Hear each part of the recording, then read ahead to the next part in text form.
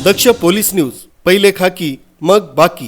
नाशिक शहरात धक्कादायक आणि संतापजनक प्रकार समोर आला असून TCS या नामांकित IT कंपनीत हिंदू तरुणींवर लैंगिक शोषण, धर्मांतरण आणि गोमांस खाऊ घालण्याचा प्रकार उघडकीस आला। आज आमदार देवयानी फरांदे आणि सीमा हिरे यांच्यासह भाजपच्या पदाधिकाऱ्यांनी पोलीस आयुक्त संदीप कर्णिक यांची भेट घेऊन कडक कारवाईची मागणी केली।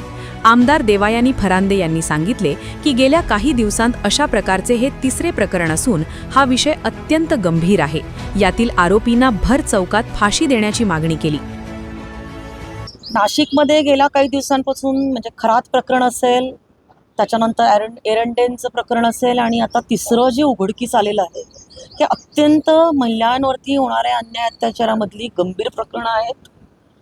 खरात प्रकरणाचा वरती राज्याचे मुख्यमंत्री आदरणीय देवेंद्र फडणवीस साहेब यांनी SIT नेमलेली आहे। ती SIT अतिशय चांगल्या पद्धतीने, वेगाने, जलद गतीने त्याच्यावरती काम करत आहे। त्याच्यामध्ये अनेक गुन्हे उघडकीस आलेले आहे आणि पोलीस त्याच्यावरती चांगल्या पद्धतीने काम करत आहेत। दुसरा एरंडेंचा विषय पुढे आला, त्याच्यावरती देखील पोलिसांची कारवाई अतिशय चांगली चालू आहे। आणि तिसरा विषय जो एका नामांकित कंपनीमधला परवा जो उघडकीस आलेला आहे हा तर अतिशय गंभीर प्रकरण आहे।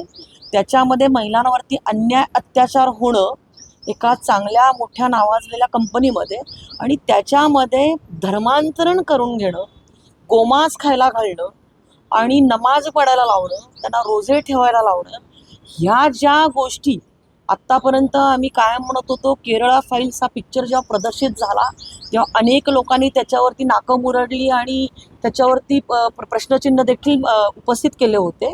परंतु आज नाशिकमध्ये अशा एका कंपनीमध्ये जो हा प्रकार उघडकीस आलेला आहे तो अत्यंत गंभीर, म्हणजे कशा पद्धतीने हिंदू मुलींचं शोषण करू शकतात। म्हणजे लग्न झालेला मुसलमान आहे, त्याला 2 मुली आहेत आणि तरी देखील आमच्या हिंदूच्या मुलींवरती तो बलात्कार करतो हरामखोर, त्या मुलीला फसवतो आणि गरिबांच्या मुली नोकरी टिकवण्यासाठी कुठंतरी अशा पद्धतीने पीडित होत आहे।